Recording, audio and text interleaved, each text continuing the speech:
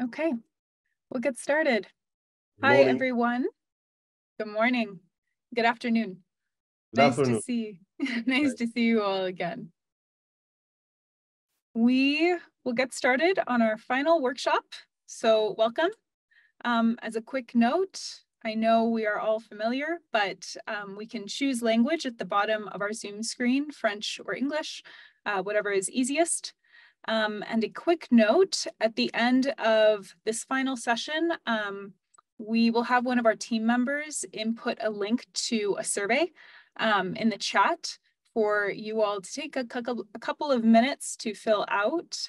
That just allows us to gather some feedback and get your thoughts on how this workshop series went. And it helps us to improve next time. So again, thank you for being here. Today, we are going to build on the material that we've covered in the previous 3 workshops. We're going to be talking about risks to the power sector and power system, and also specifically calculating risk scores, which builds upon the material we covered on threats, impacts, and vulnerabilities thus far. So next slide, please. So as a quick agenda and overview, I will start by talking us through a quick presentation on risks. This should take probably 15 minutes. Then we will move on and James will walk us through an activity where we go through the risk assessment process together, just to give a more hands-on experience as to what this might look like if you choose to go through a resilience planning process. Then at the end, we will recap solutions for resilience options that we introduced in workshop 1, and then continue to share some additional resources that our team compiled, which might be useful throughout the resilience planning process for you all, as well as resources to perhaps look into additional funding streams. And then lastly, we will conclude with a discussion, which hopefully will be very interactive. We won't share any slides or anything, but really it's a time for us to have a conversation on how you all felt about this series, what was most interesting, what was most useful, and also just any ideas around additional collaboration efforts for the future. So with that, next slide, please. We can get going on the material. So starting off, what does risk mean? As with any definition, it varies depending on the organization. When we talk about risk here at NREL, we are talking about risk as the potential for loss, damage, or destruction of key resources or power system assets resulting from a threat. So as we talked about threats, impacts, vulnerabilities, all of these things are now used to calculate what we call a risk score. And these risk scores allow us to think about various different solutions and how we might want to prioritize investing or looking into integrating those solutions into our resilience plans. And we'll go into more detail on this, but as an overview, risk scores are calculated by multiplying the threat likelihood score, which we talked about 2 weeks ago, by the vulnerability severity score, which James began to talk us through last week, and we'll build on that knowledge this week in this session. Next slide, please.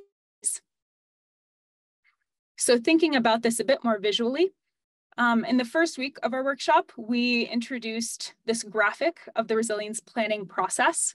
And over the past 2 to 3 sessions, we've really focused on the vulnerability assessment piece. So these first 3 circles in the graphic.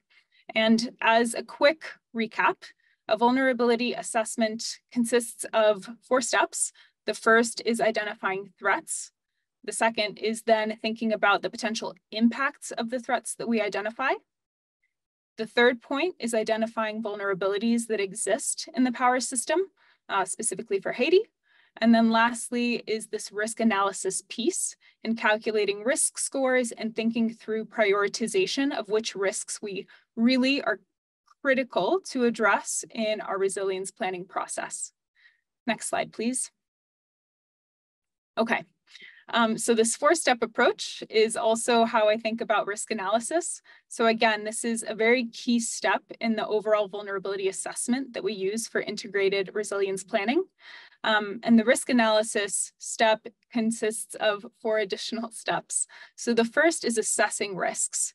And really that is the process of linking threats to vulnerabilities. As we'll see, not all threats are connected to all vulnerabilities. So it's important to go through a step-by-step process to make sure we understand which threats and vulnerabilities are linked. The second step for risk analysis is scoring risks. So as we talked about, this means calculating our risk scores. So multiplying threat likelihood scores by vulnerability severity scores. And then we get our risk scores, which we can then use to evaluate which risks are highest priority for us to think about. The third step is evaluation of risks. So again, that process of thinking through prioritization. And then lastly, we identify levels of risk acceptance. So as we're thinking about the prioritization of various risks, specifically for Haiti, we then need to think about, okay, which risks are feasible for us to address now? Which risks do we maybe need to wait to address for the future? And what risks can we bounce back from if we can't address them right now? So with that, we'll go into this first step. So assessing risks. So linking various threats with vulnerabilities. And I like to think about this with the use of this graphic. So if we look at the table that we have here, for example, if we look at increased annual average temperature, so that threat, we can see here in this table that threat is linked to the vulnerability of, for example, infrastructure design that's susceptible to failure. So thinking about this, if average temperatures go up, that is linked to potential threats or vulnerabilities and challenges associated with infrastructure design that's susceptible to failures, so potentially increased failure frequency or intensity.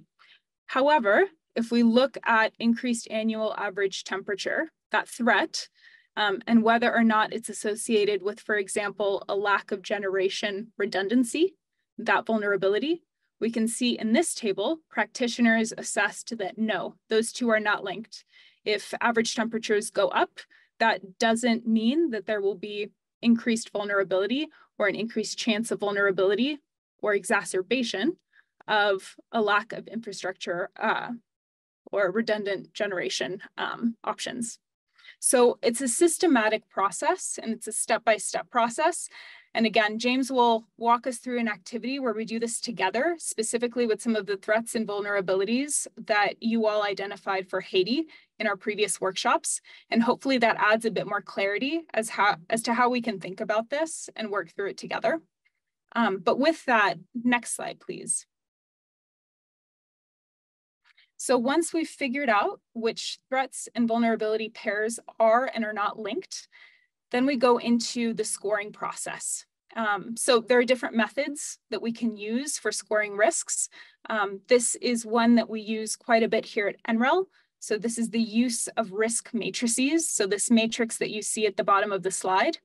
And really, this is just a very good visual tool to help us think about critical risks that we maybe want to address in the near term, or lower priority or lower intensity risks that we can wait to address in the long term, if that's feasible and applicable in your context. So looking at this matrix, as we talked about, we're multiplying vulnerability severity scores by threat likelihood scores to get a risk score. So in the bottom left corner, we have yellow, low.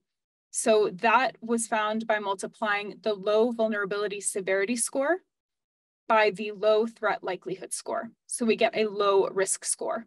Whereas on the opposite side, at the top right corner, we see a high score in red. So the multiplication of high times high gives us a high risk score. So this, of course, is a qualitative example. And we introduced this in workshop 2 of the potential for both qualitative and quantitative methods when we think about some of these resilience pieces in the planning process. On the next slide, we also offer a quantitative example of this. So it's the exact same process of multiplication, the exact same formula as you see here. However, we do it with the scores that we assign. And as a reminder, these scores are a combination of your professional insight and knowledge, along with any additional data inputs that you might have on hand that you can use to figure out vulnerability severity scores and threat likelihood scores. So it's a mix and approach of how you get these scores. When we think about risk scores, so the multiplication, threats times vulnerability, the risk score is scaled from 1 to 100. So in this graphic, for example, if we look at the vulnerability of power system rules, regulations, and technical standards that aren't in line with current environmental conditions, so that vulnerability has a score of 9. And then if we look on the threats bar, for example, with extreme precipitation, the threat likelihood score here is also a 9. So if we multiply 9 by 9, we get 81, which is quite a high risk score, which is why it is in dark red. And again, it's the similar process of really visualizing these risk scores to better understand which we might want to prioritize in our planning process when we're thinking about resilience and integrating resilience into our overall power sector plans. Next slide, please. Okay, so now we know which threats and vulnerabilities are linked. We also now have threat scores that we have assigned to those various linked pairs. Now we evaluate our risks. So it's very similar to what I've been talking about, and this is where the risk matrix is very useful because again, we can think about in a visual way which threat vulnerability pairs or risks we want to prioritize when we're thinking through potential solutions that we want to invest in or integrate for resilience planning purposes. So as you'll see here, the darker red means a high risk score, and then orange is a lower risk score. Of course, color doesn't necessarily matter in this, but it's just helpful to better understand how this format can facilitate understanding of the various interactions between threats and vulnerabilities. And again, also helps us to identify potential solutions and prioritize resilience planning efforts. Next slide, please. Okay, so the final step in the risk assessment process is identifying levels of risk acceptance. So this very much relies on your professional experience and lived knowledge to understand how you want to prioritize addressing these risks. So there will probably be many more threat vulnerability pairs that come up from this risk evaluation than you can possibly address right away. So in order to figure out what you want to address, it's important to really think about what pairs you want to focus on. And there are various ways of doing this. Potentially, you need to think about this from what's feasible from a cost perspective. What risks can you deal with right away versus other risks that perhaps you need to think about in the long term. And also just what's tolerable in the moment. What risks, if they do occur, can you bounce back from and still be financially, logistically, technologically okay, and be able to withstand those risks if they do occur. So again, this very much relies on you as practitioners and experts in this field, thinking through what is possible. And perhaps that's something that we can also talk through in our discussion at the end of this session, are some of these priority areas that you all identify and think would be important to look into in further work. Next slide, please. So a couple of factors that we can consider when we're thinking about this decision-making process of which risks to prioritize versus other risks that can wait. First of all, thinking through, for example, which vulnerabilities are affected by the greatest number of risks. Are there certain vulnerabilities that are exacerbated by many different types of risks or threats? Perhaps those are vulnerabilities that you want to think about addressing right away as they are higher impact. A second thing to think about is whether you prioritize high frequency risks or high impact risks, right? So for example, with high frequency risks, do they happen multiple times a month? Or if a risk happens even just once a month, but it's very, very high impact, for example, in many different systems associated with the power sector, thinking through which is more important, which potentially has the greater cost to you in the long run, things like that. And then lastly, thinking through what level of risk your power sector is able to tolerate. So again, the way we think about this is what are you able to tolerate financially, technologically, and logistically? And once you have answers to that, you can start to iterate upon creating a resilience plan and solution implementation plan. And of course, this is an iterative process, and stakeholder engagement is critical, especially if we're thinking through, for example, community-based solution implementation, ensuring that we have community buy-in, as well as open and clear communication with stakeholders at every level, national, regional, local, whatever is applicable to the scale that you're looking at. Next slide, please. Okay. So as a very quick summary of what we've gone through, so there are 4 steps to the risk analysis process. So the first is linking threats to vulnerability pairs, figuring out what's linked and what is not linked. The second is scoring risks. So again, this can be done qualitatively or quantitatively, depending on what is most useful to you, as well as potentially what data is available to you. And this gives us a risk score. The third step is evaluation of risks. So assessing the relative importance of various risks and what you want to prioritize. And then lastly, identifying levels of risk acceptance. So what risks are you able to deal with now and be able to bounce back from? Those are likely less priority than other risks that have high impact and potentially you aren't able to bounce back from right away. So I will stop there and I'm going to pass it to James for an activity, but perhaps also just quickly ask, do we have any questions so far? Or do we want to go through an activity first to get a better sense of what we're looking at?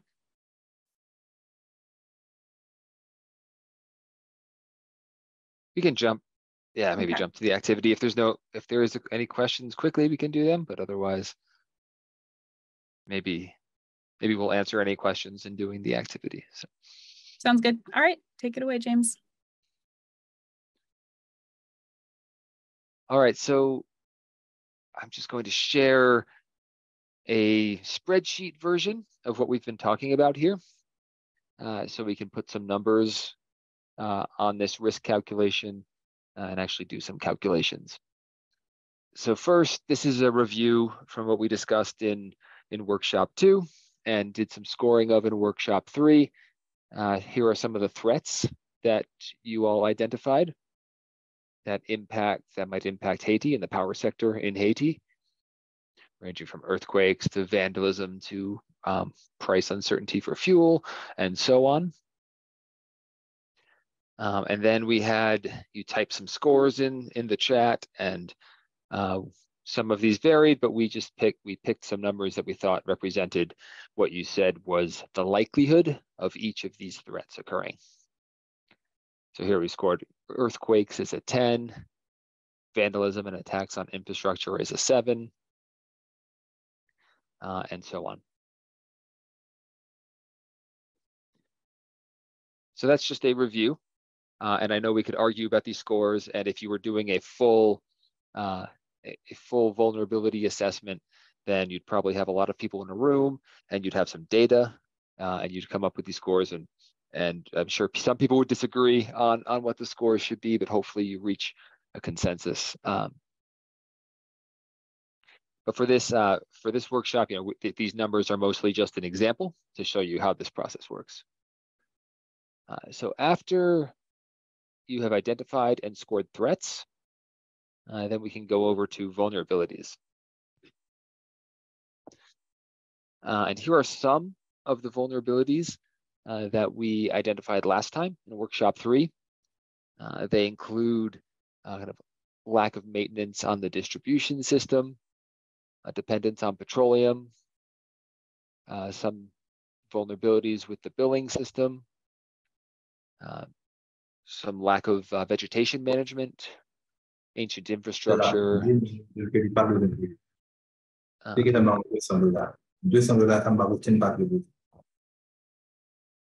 Sorry, I don't know if that's a question or just background noise. And then we have lack of qualified generation resources and a lack of maintenance due to lack of funds. So there's many more. If we took a lot of time, we could come up with a really long list of vulnerabilities, I'm sure. The first thing I want to say before we actually go into scoring them is the more specific and detailed you can be with these vulnerabilities, the better. If you're really providing a lot of detail when you come up with your vulnerabilities statement here, then it will help identify solutions. So lack of maintenance to the distribution grid has some detail in it. You could put more detail. But something like the billing system here doesn't have a lot of detail. So I think we could add detail to that. And you'd want to think about what about the billing system makes it a vulnerability. And really, when you're identifying the vulnerability, put a lot more detail into these statements. We don't have a lot of time today to do that for each of these. We have 7 that we've identified. But if you are actually doing this process, you want to try to come up with vulnerability statements with a lot of specifics and detail. Okay, well, for now, we can go in and come up with some scores for these different vulnerabilities that we have here. So, so please let me know. You can unmute and just speak out scores, or you can type in the chat, and we can go through these. And what we are doing is for each vulnerability, coming up with a score, coming up with a severity score for that vulnerability. And that severity is how bad would it be if that vulnerability gets exposed by some threat? If you do have a failure in one of these things, how bad would that be? And there's a little guide here showing different levels and whether it's qualitative or quantitative. We'll come up with some numbers so we can choose a 9, 7, 5, 3, or 1. Okay, so for the first one then, lack of maintenance to the distribution grid. How severe would it be if a threat exposes that weakness, exposes that vulnerability? So what do you all think? What's our vulnerability score for this? We have a 7 coming in for the billing system. I see that.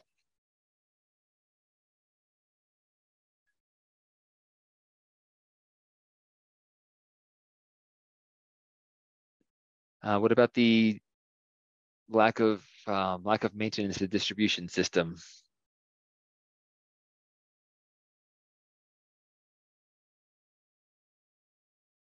Nobody says anything. I'm just going to make them up. So, and this is just for an exercise. So this is not final. We're not making any decisions on your power sector right now. I think I see a 9 and a 5. Maybe we'll average those to a 7. Let's just do this. Maybe an 8. Let's go with a 7.5. How about that? Make it interesting. What about let's move on to dependence on petroleum. So the dependence on petroleum, what do we think about that? What's our vulnerability score? I think I see a 9.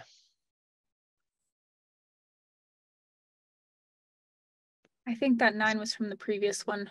That might be for the previous one. Okay.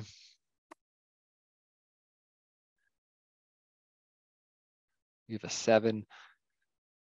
Yeah, if you don't have, if that is exposed, you're over dependent on petroleum and you're without somehow something prevents supplies of petroleum. What kind of impacts would that have? Would you, how much of your grid infrastructure would you not be able to run?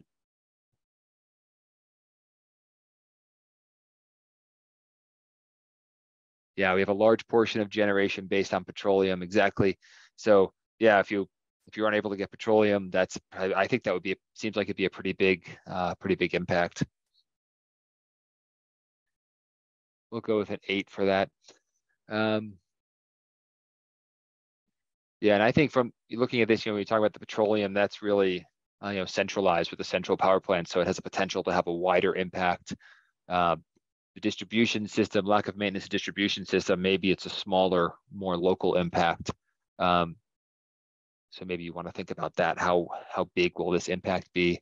I think the same thing with vegetation management. You probably have more local impacts. Maybe that's a 5. Anyone agree, disagree?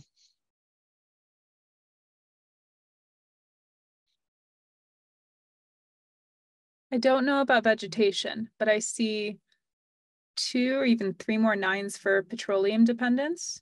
Oh, okay. Bump that up to a 9. Why not?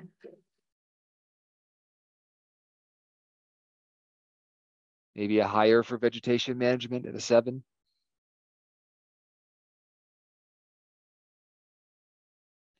Yep, could definitely result in impact on the distribution grid. Especially if you have some kind of extreme weather event.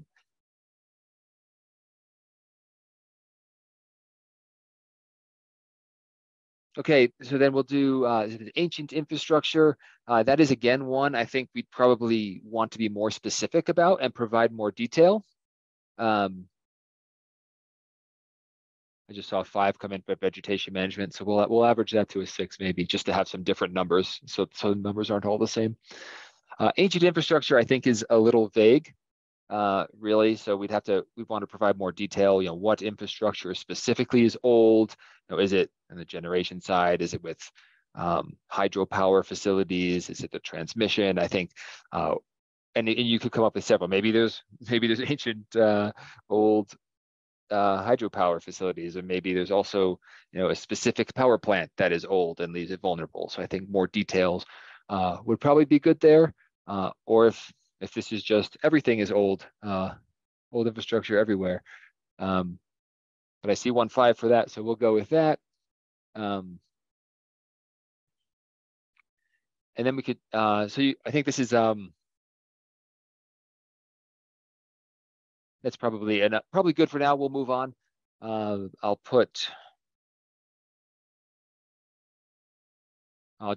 leave it like that. So you go through all your vulnerabilities and give them each a vulnerability severity score. And thanks for all the input in the chat. We have some 7 coming in, but just for this example, I'll leave these numbers like this, just so we have some different numbers. So now we have our threat scores, our vulnerabilities, and our vulnerability scores. And then we want to go through and see which of these vulnerabilities are linked to each of these threats. I think because we only have an hour here, we're not going to go through each of these and have a discussion about each square here in the sheet. So I quickly went through and guessed that maybe some of these are related. We have a lack of maintenance to the distribution system, and that's the vulnerability. If you had an earthquake, that could definitely expose that vulnerability. So I put a yes there. Whereas vandalism, is vandalism really related to a lack of maintenance of the distribution system? Probably not. A lot of these you could argue about, but I went through and just quickly did the first thing that I thought for yes or no.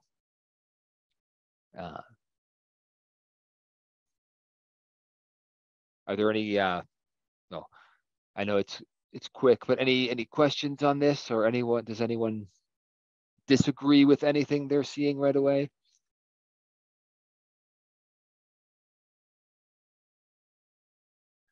We have one agreement with it. Okay, that's good.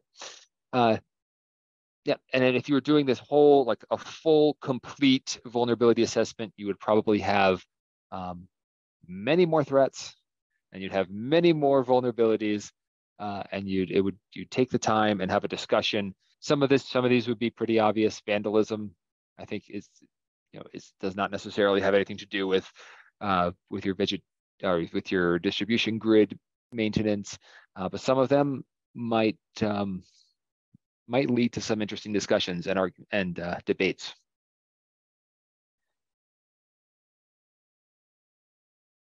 Okay, so the next step, and now that we have done that and linked these threat and vulnerability pairs, is we can actually come up with these risk scores.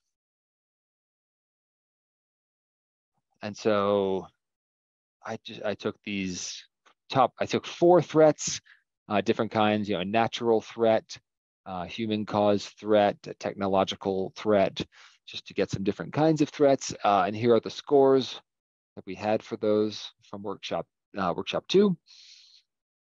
And then here are some different,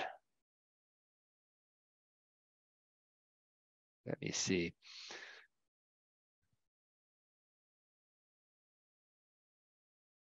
Sorry, I think this is, I think I have to do this. Update this a little bit. That looks better. Yep. Okay. I was confused there. So this is in the same order that we had, and here are the scores that we came up with already. So you see, simply I just multiply the scores, the threat likelihood score times the vulnerability severity score, and we end up with different numbers for all of those pairs that were linked from the last page.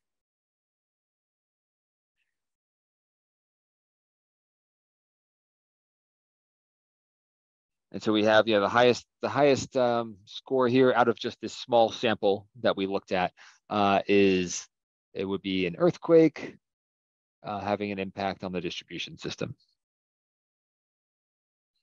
I know this is a small sample. We didn't look at everything, so I'm not sitting here telling you that's the one top thing that you should look at in Haiti's power sector. This is just an example, but it's meant to help.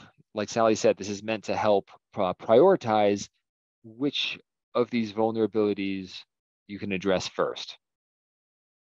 And I think there's different ways to do that, and there's different questions you can ask. This is the first. What I want to say for definitely is this does not mean that this is the number one vulnerability you must address. The scoring is just meant to help have discussions and ask questions, and decide which solutions you should prioritize. And there's different ways of looking at this. You could look at the one vulnerability that has the top score here of 75. Or you could look at, you can add up the vulnerability scores across all of the threats. And you can see, which vulnerability is impacted by the most threats, and get a total for each of these vulnerabilities, and consider, well, maybe we should address, even if it's like this ancient infrastructure isn't our top vulnerability, it is affected by lots of different threats. So maybe we should prioritize and address that.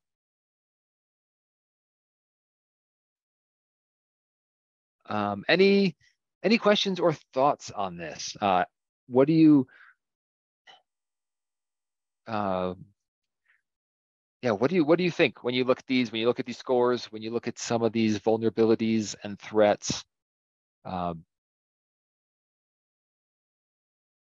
do you think is it what you would have thought before doing this exercise? Would you think that you would have to that this is how these numbers would look, or what would you prioritize after looking at this?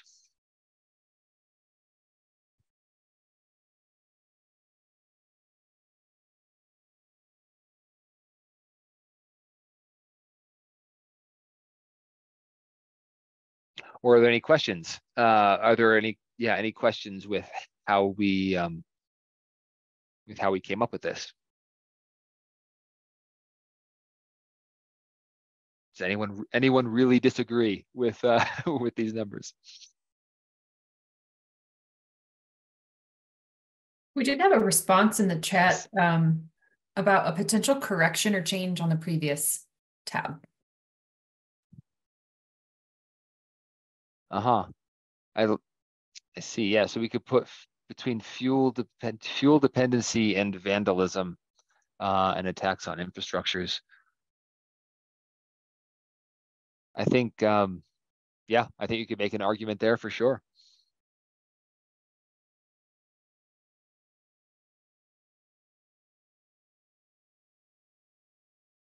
So if we add that in and go and click yes over here, then then this square shows up with a score, and maybe your dependence on petroleum it gets ranked higher as a vulnerability that you should address.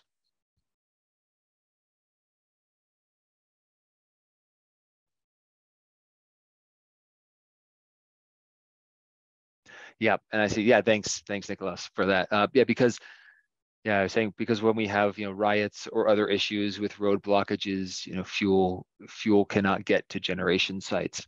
So yeah, it's all related. So you can have some kind of attack on infrastructure. I think um, we did have a road blockages as one of the threats originally too. So that could be if we included all of these threats, all these threats out here on this matrix, we would see that more specifically as well. But I think it's a good. I think you could still say, yeah, for other reasons. Yeah, vandalism could definitely have an impact on the getting the petroleum to the power plants.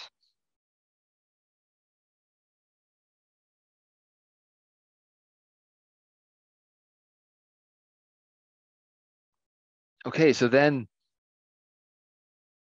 so in a full complete version of this vulnerability assessment, you have your group together. It's best if you could all be in the same room. It works better that way than virtually. But you look at these scores however you want, and you start thinking which of these should we address first? Which is our priority, and how many do we want to prioritize? And then once you have had that that discussion, you start coming up with actual solutions. How do you address this? How do you address this lack of maintenance to the distribution system? If you have this discussion and say, okay, this is the top vulnerability to address. How do we actually address that? What can we do to fix a lack of maintenance to the distribution system? And I guess, well, any ideas? Let's go. Any ideas for solutions for how you address a lack of maintenance in the distribution system?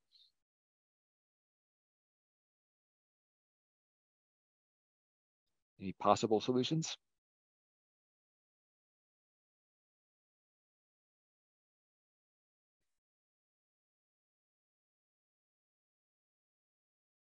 Aside from lots more time and lots more money, because that's always the solution, right? Yeah, yeah. Develop or update a maintenance plan. I think that's a great start. Making sure you've got a plan in place, training staff. I like it. Thanks.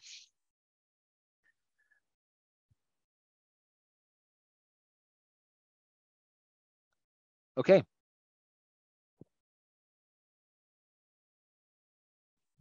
All right. So does that look good, Sally? Should I hand it back over to you? Yeah, it sounds great. And thanks for walking us through that, James. Oh, yes, I think you're probably going to mention this. Yeah, I can also mention that I've created this Microsoft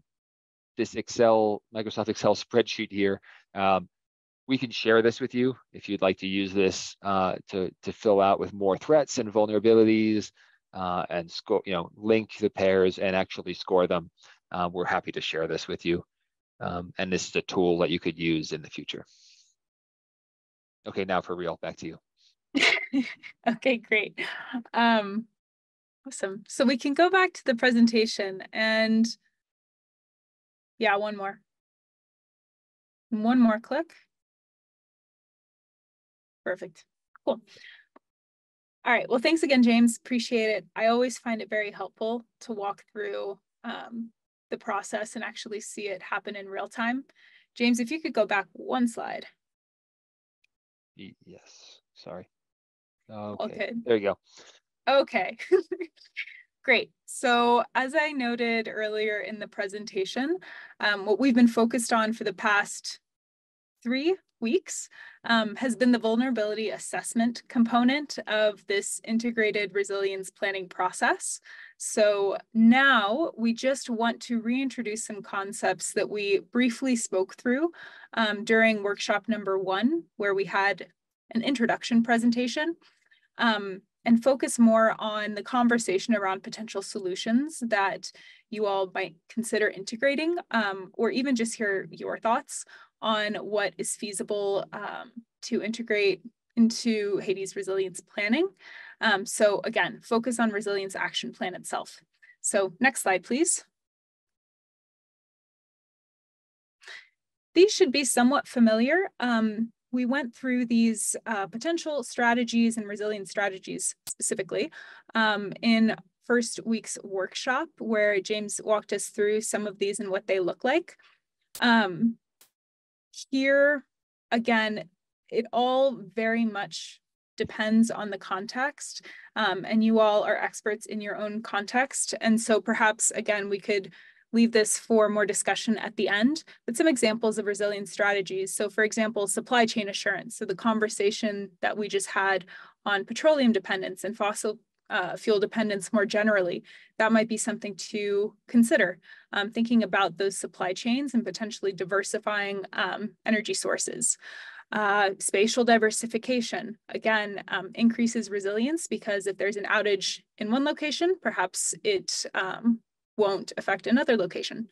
Other strategies, so domestic power sources, so investing in renewable energy sources, for example, at the household scale, or even maybe at the community scale.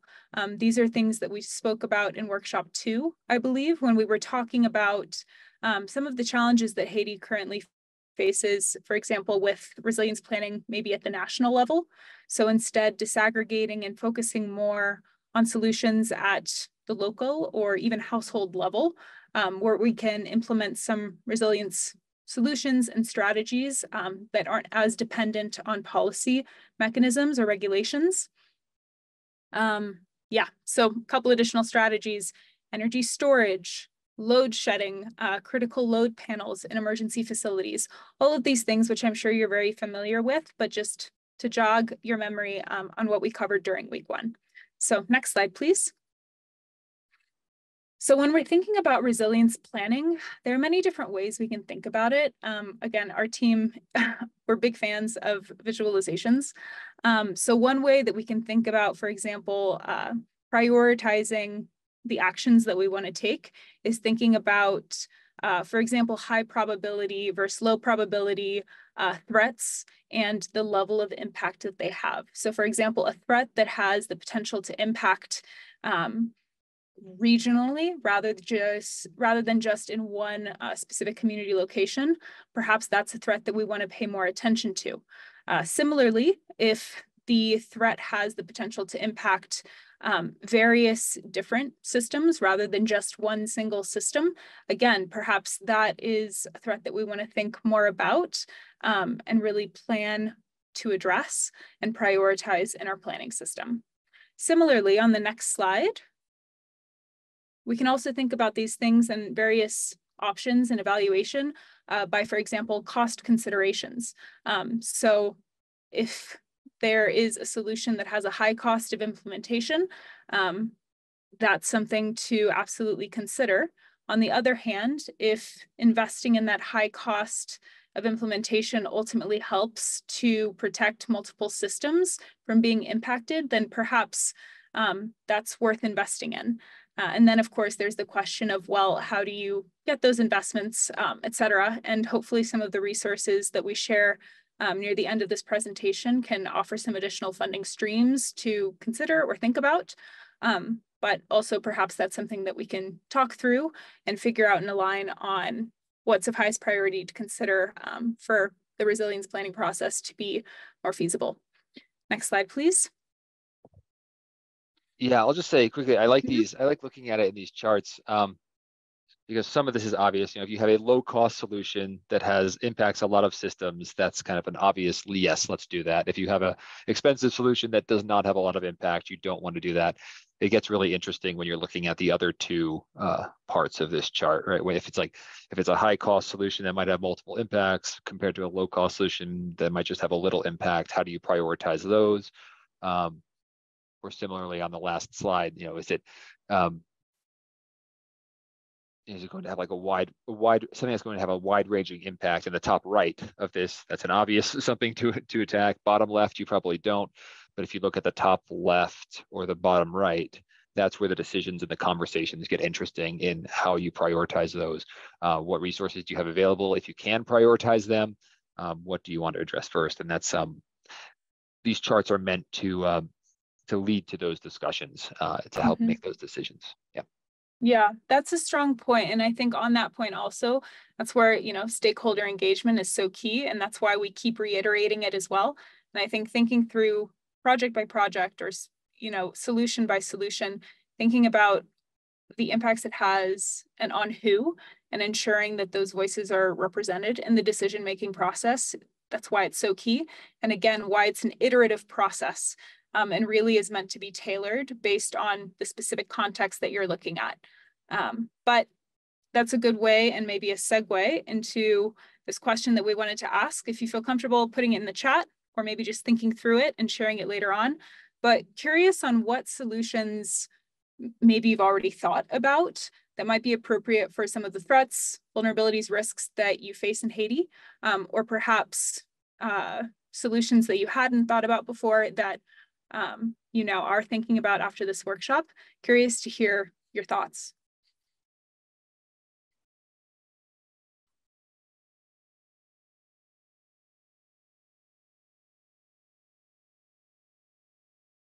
Are there any solutions that perhaps you hadn't thought of that now are of interest based on some of the activities that we've done?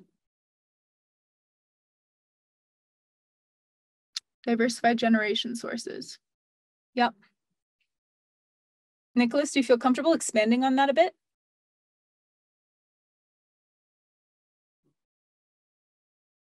Can you hear me? Yes, perfect. Yeah, I mean, I think for some time we have been discussing between different government entities on the need to have a better mix of technology for generation and trying to use more renewable that is locally available and can also improve energy security and also, I mean, security of input, I would say. So there have been some thinking about that and some work toward, I mean, promoting more investment and solar energy, for example. So that's something I think that can impact different vulnerabilities that we identified. Does that lack of investment seem to be the biggest barrier to that?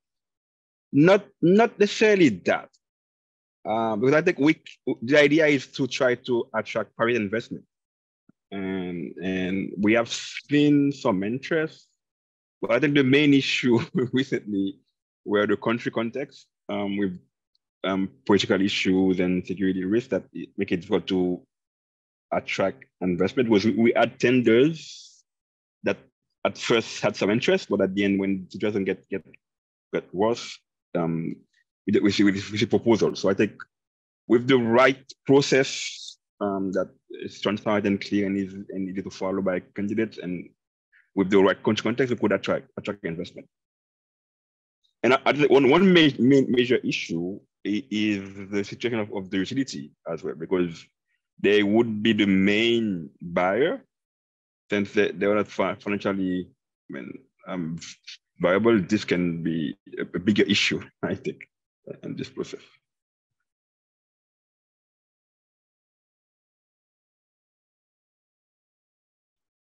Yeah, that's interesting. We're noticing that with some of these other work streams that we're working on, also at NREL for Haiti specifically. So it's interesting to bring it up. I'm wondering, Nicholas or anyone else, with the thought toward diversifying generation sources and the plans or the conversations that are happening, are those national scale, or is it more regionally contextualized and focused, or, for example, like local projects, and where do you see the most success?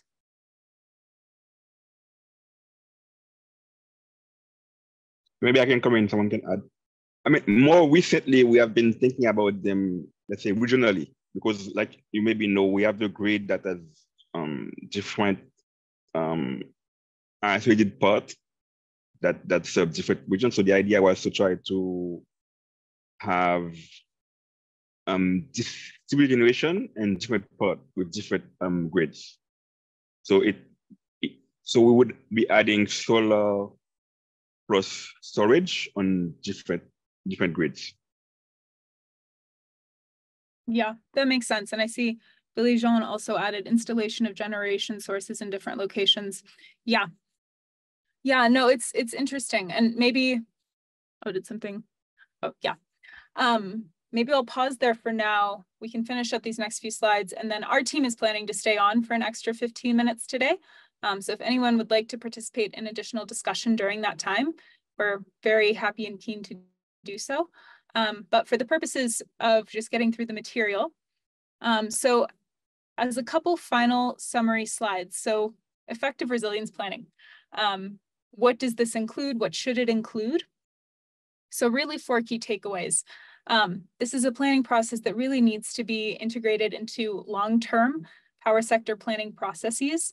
I think you can see, especially with the risk activity that we just did, some risks you can address right away. Other risks you really have to incorporate into long-term planning. And so really a forward-looking long-term view is essential to ensure the most success you can get out of resilience efforts. Second piece is including engagement. So again, the stakeholder engagement piece, which I keep alluding to.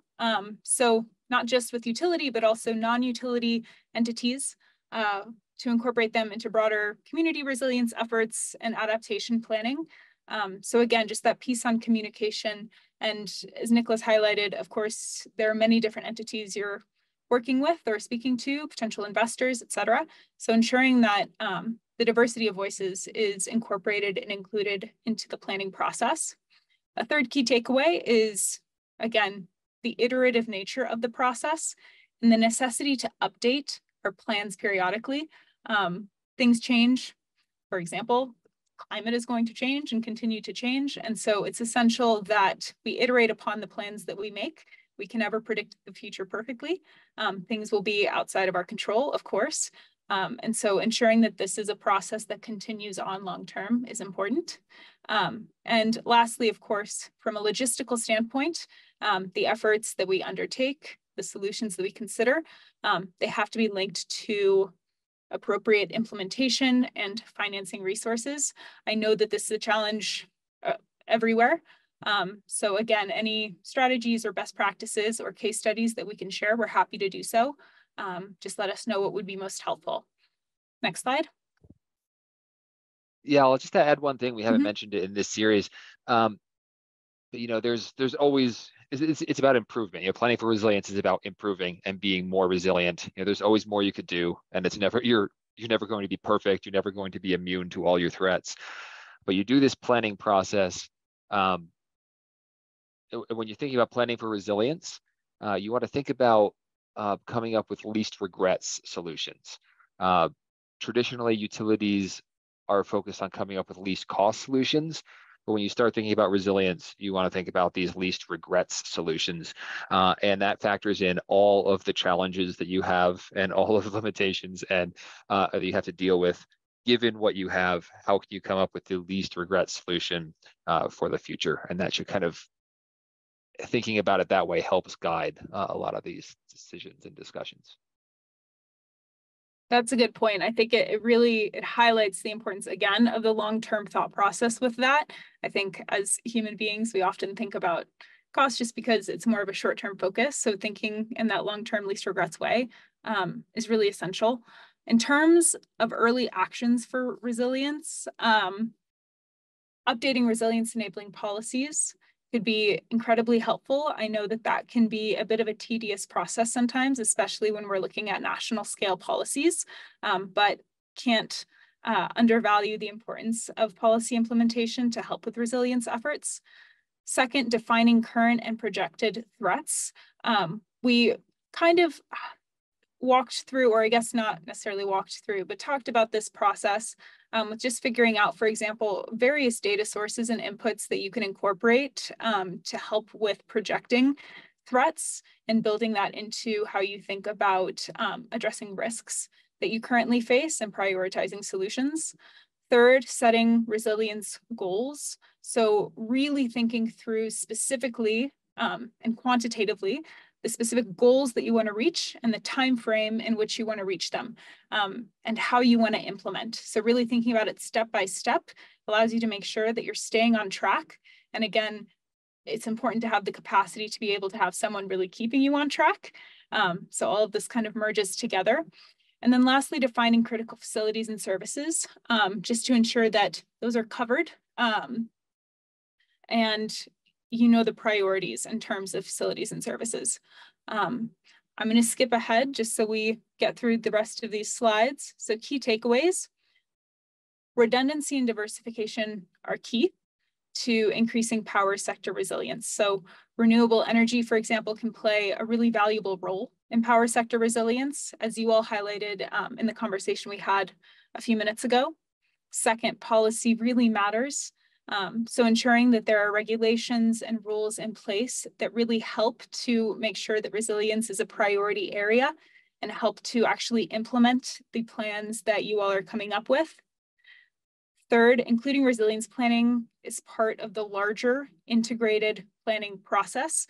So specifically in the energy sector, resilience is a key piece of it. So if you can incorporate resilience into other priority action areas, it just allows for it to be much more integrated into the overall process. And then lastly, again, resilience is an iterative process, and resilience planning is something to periodically, continuously think about, update plans based on the realities that you all face. Next slide. So two really great resources that NREL has that are built out, free to use online, is our Resilient Energy Platform and then our Resilience Roadmap. You can navigate to these. Again, we'll share these slide decks with you all at the end of this workshop. But these are fantastic. They have great resources for frequently asked questions. They have publications that are linked to them that may offer additional examples and case studies for resilience work and resilience strategies. I believe you can also interact with experts at NREL via these platforms if you have a quick question. That way we can get back to you and help out. But really advise looking into these. They have great things housed within them. James, do you have anything to add on this? James was a big component of building these out. Yeah, it's this framework that we laid out here of identifying threats, defining impacts, addressing vulnerabilities, and calculating risks. That's all. There's more detail on all of that on this Resilient Energy Platform under the Guidebook page. If you can see my mouse on the screen, you can click on Guidebook on the home page and you go to this Guidebook page. It provides materials for you to help go through this process and resources to learn more.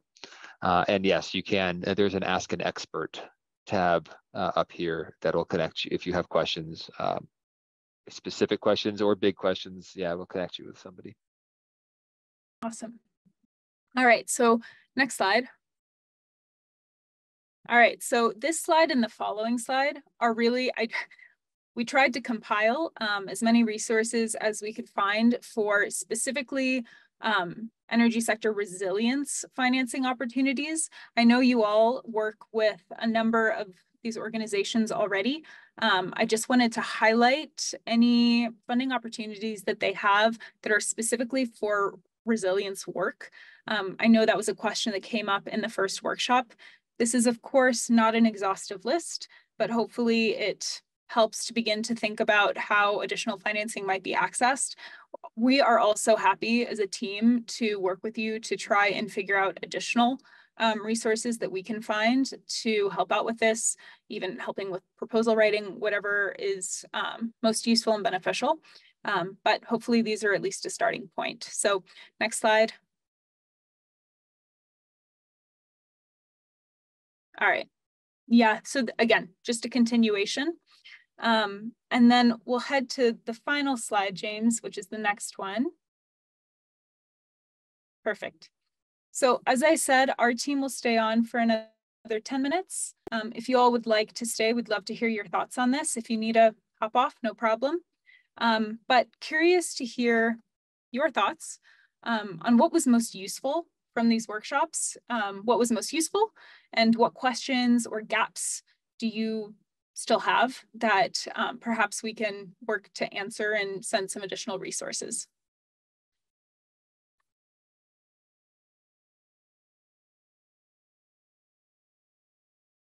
Maybe, was there a specific topic that was most interesting or useful specifically for Haiti? And also a member of our team will input the survey into the Zoom chat in case you feel more comfortable responding via the survey.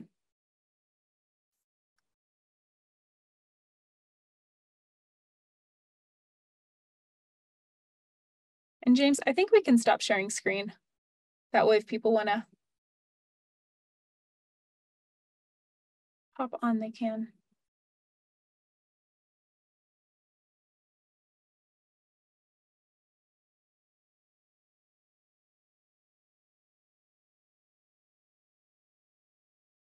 Oh, let's see. Appreciate the positive feedback, Nicholas. Thank you.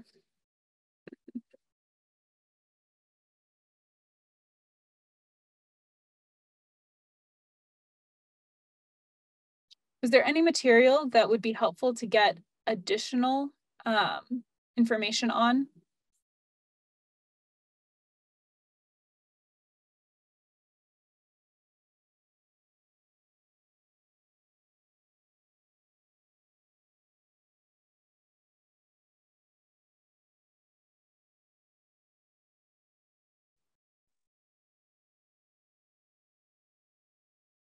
And if anyone feels comfortable popping on screen, you can.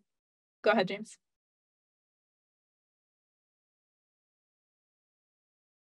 Oh, you're muted. Of course, can't get through this without one of those, right?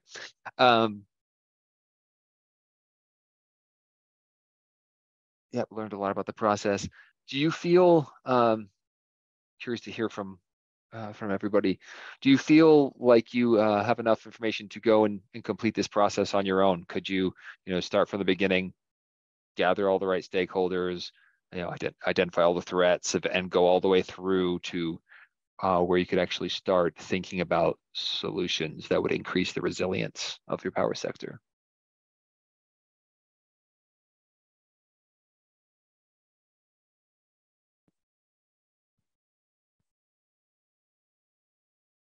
And it's okay if the answer is yes. It's okay if the answer is no. We went through this, really quickly, so we wouldn't expect you to, necessarily feel like you could undertake this effectively, go through this process just after these workshops. But maybe you can, and maybe with the resources we've shared, that could help.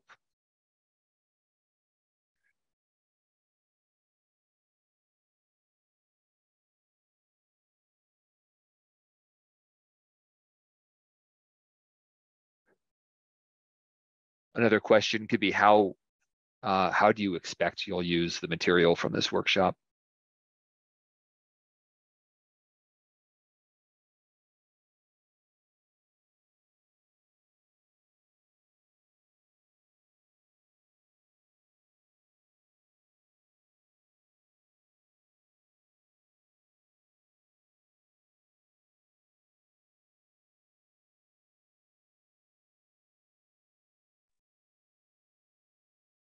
See some responses in French coming in. I'll have to unfortunately wait until it's in English.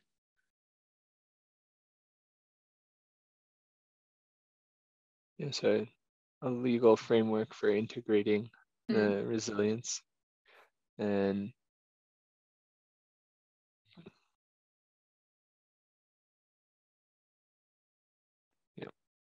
yeah, that seems to consistently come up. So having a regulatory system in place that allows for, or I guess it's the policy piece that we've been talking about, of ensuring policies that allow for this to actually come to fruition. Mm-hmm. Or integrating resilience into the master plans for master electrification plans for Haiti, right? Yeah. Is on that note, are these plans that are currently being updated, or are they in place for a couple more years before they're updated?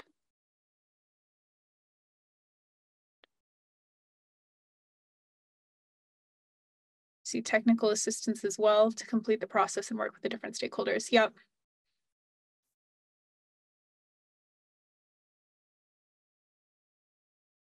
And I'll highlight, yeah, that is something that NREL has done in the past. We've worked with lots of different communities on helping guide stakeholder groups through this resilient planning process. There's some examples of that on the links that we shared on the Resilient Energy platform. There's an example that worked with the country of Laos to go through a resilient planning process, and that had some NREL experts, in the room with stakeholders from across the power sector, and you took days to go through each of these steps of the process. And I think, but it really helped because at the end of it, they did come up with a resilience action plan that they were able to make part of their country's long-term electrification plan. And if there is a desire to within this group to have that kind of assistance, I'd say probably reach out to reach out to Andrew or Larson with that request and ask how or specifically what you think would be most helpful.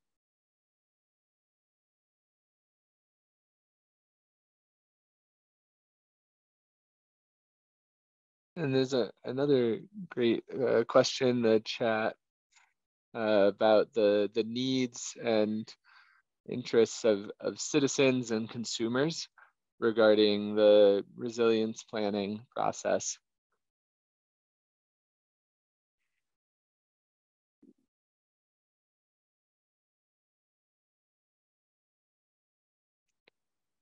That's an interesting question. How might you do a broader engagement in this process, or how would you hear those voices as well?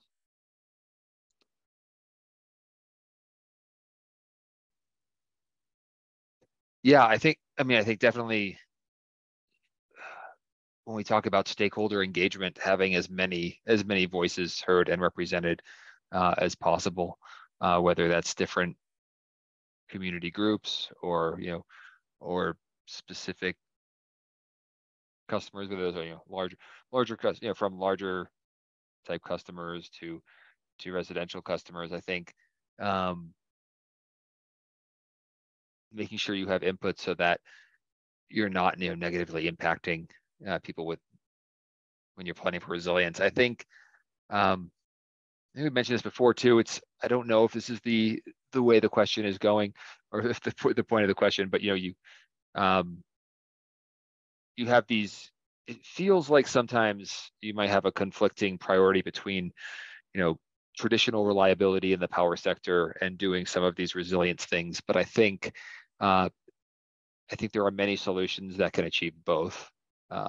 and would have positive impacts on these customers. I don't know if that's what the point of the question was, but as you go through this process and come up with solutions, hopefully you can identify some of those solutions as well. Yeah, I'll just add to that in terms of actually identifying stakeholders. So there are various stakeholder mapping exercises that you could undertake to understand all the different groups.